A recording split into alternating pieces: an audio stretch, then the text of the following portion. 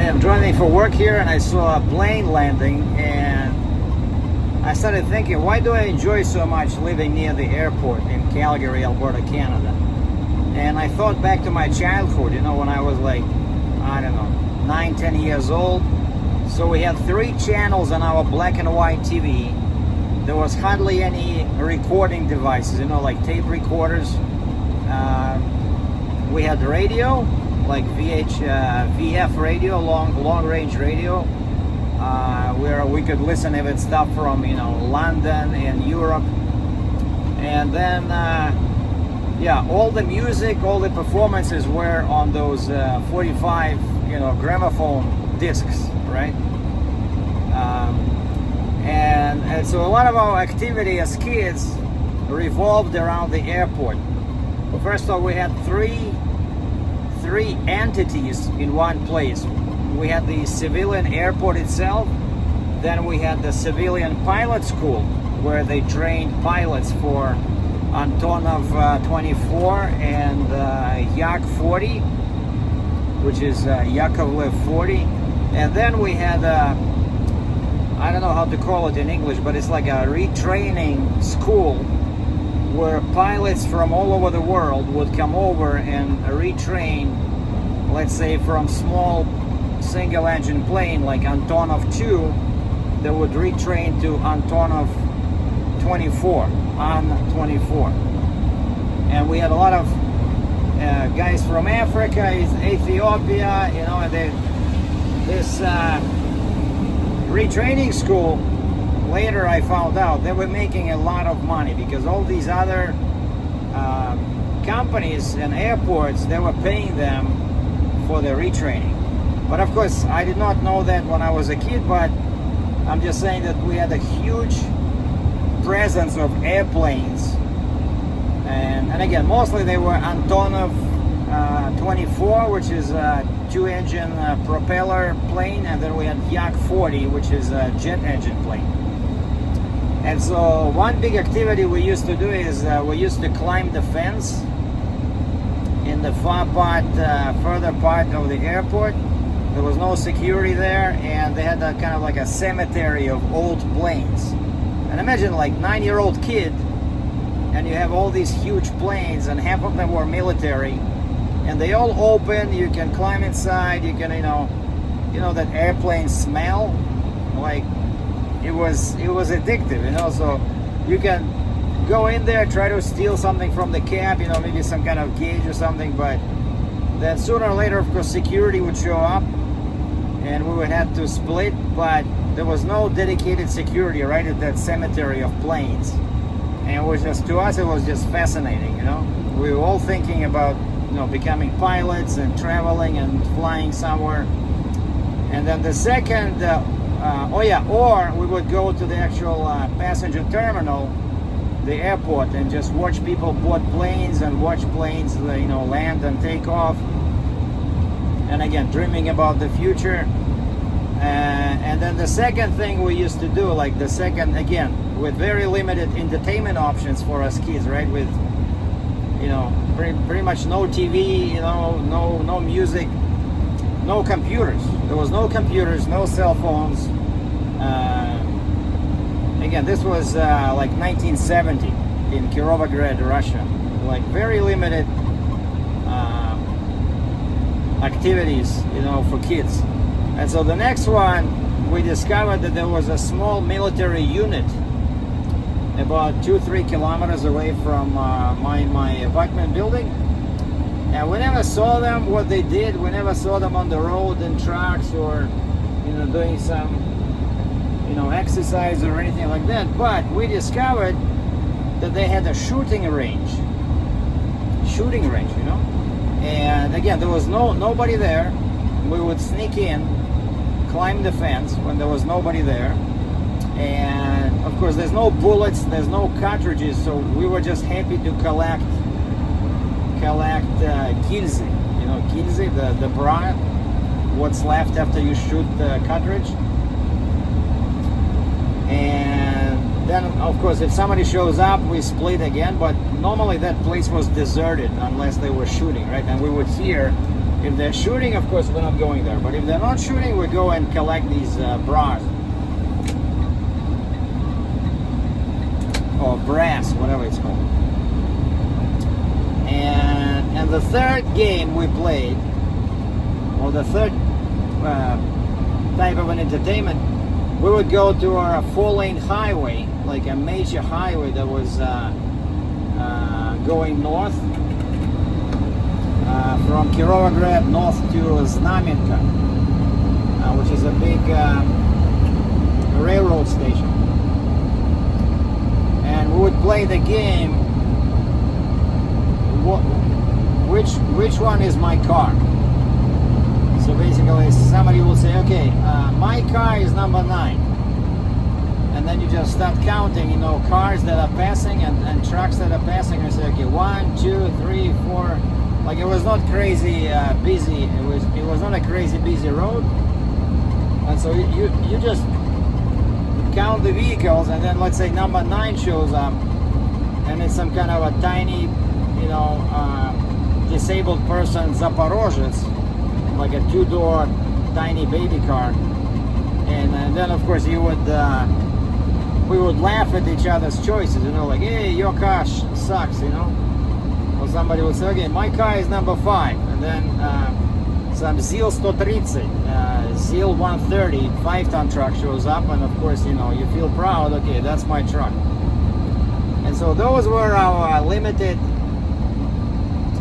options for kids. So the airport,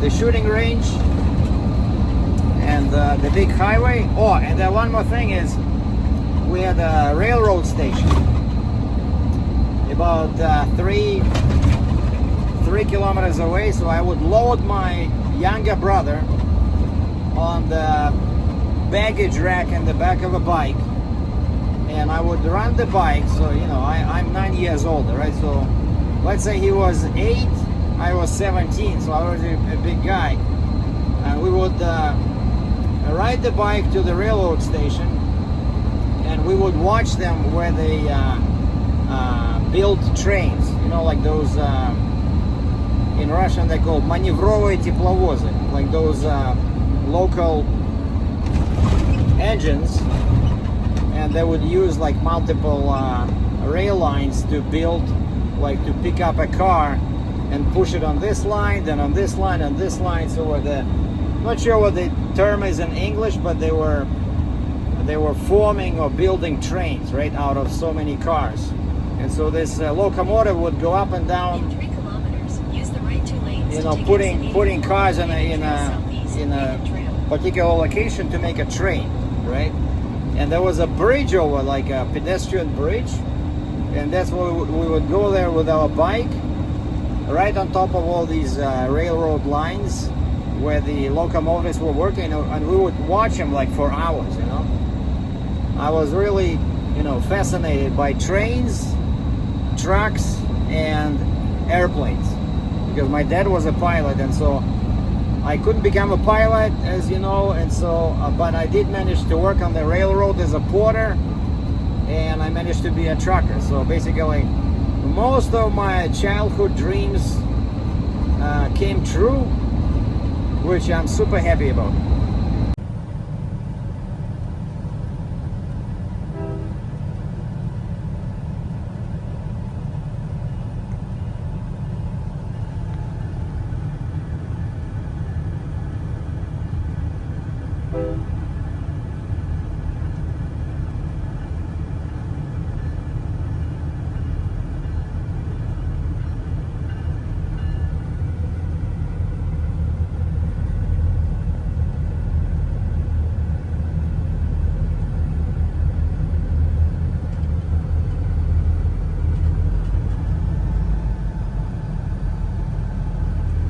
Check this out. 3 engines coupled together, and they look so freaking old.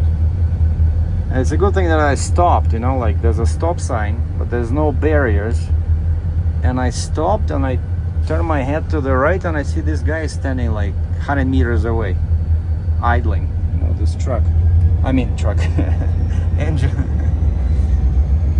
I bet he's gonna go back now. Yeah. Nice. Thanks for wasting my time.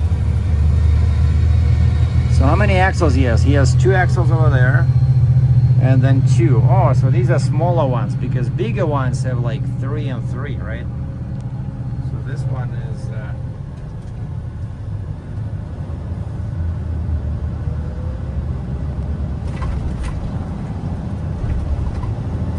this one is a smaller engine, but 3 together? Holy moly. Now check this out.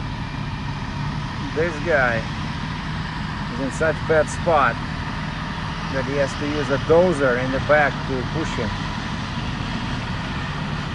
So I'm just doing a pickup. I picked up some scaffolding nearby, and I saw these guys playing around in the mud. See, he has so much dirt in the bucket over there. So that's Kitco. Anyhow, over there it's a super bad spot. Like, I can see moisture in there. And so the dozer is just there to save his brother. So now Kitco, oh, that's where he's going. He's going over there. See, like this guy over here on the left. Where is he? Over there. Smoking like a chimney. So I'm guessing he's dropping that stuff over there on top of the hill.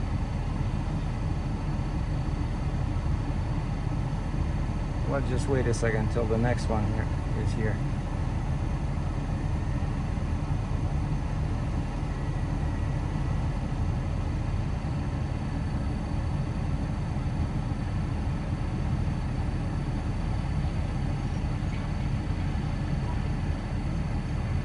Okay, that one is full of dirt, right? These 2, this one and this one, I'm guessing they're returning empty. No, that guy turned around, says, "Hey, follow me." What the heck? So the dozer guy is now totally confused. Like, hey guys, you left me over here. Come on, bring me a can of beer.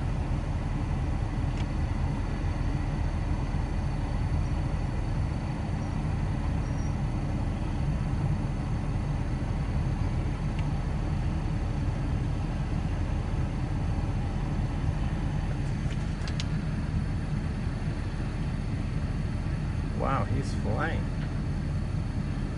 Probably has some fresh beer.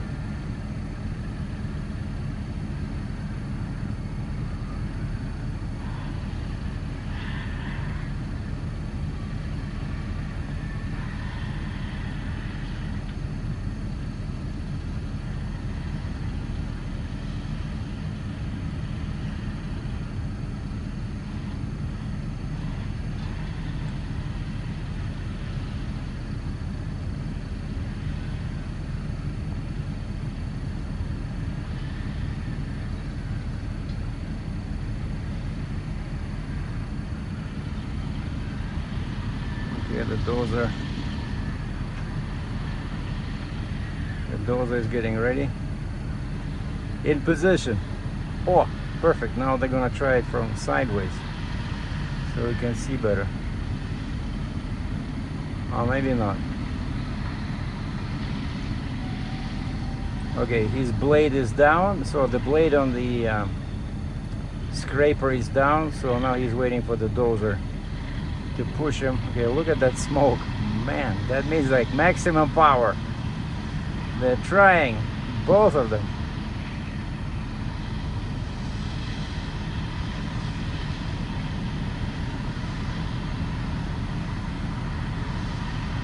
And I moved these scrapers quite a few times on my RGN.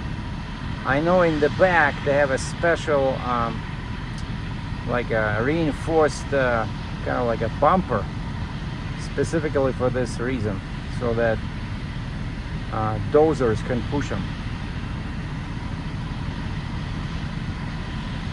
See, it's all super soft in there. So this guy's,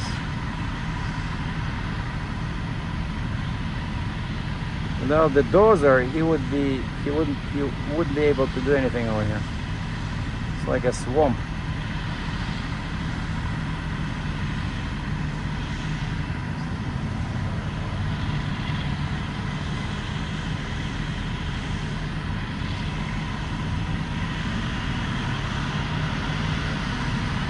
made it. See, the dozer released him. Now this guy is so happy. Yeah.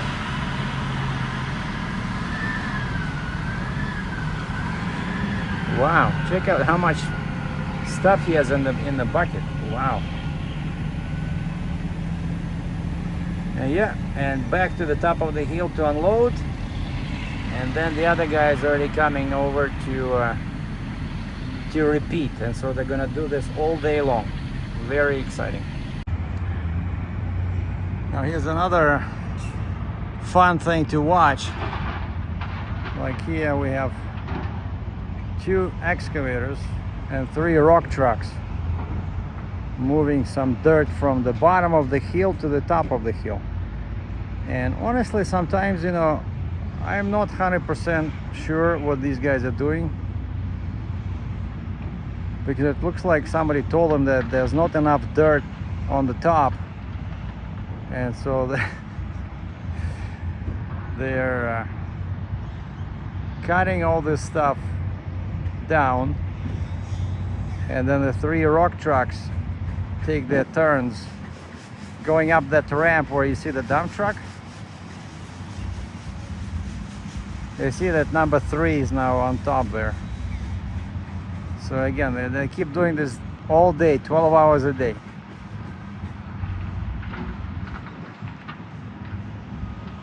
And everybody forgot about this guy. So he just left to his own devices.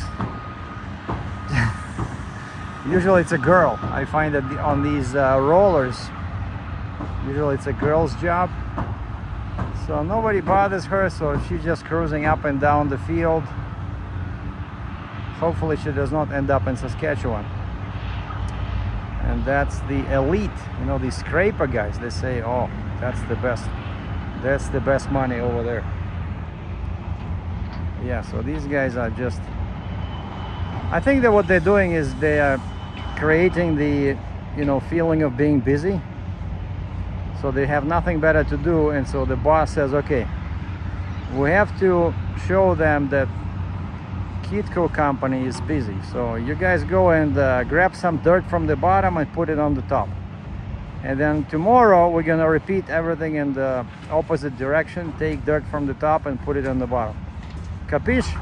Yes, sir. All right. Here you go. $35 an hour.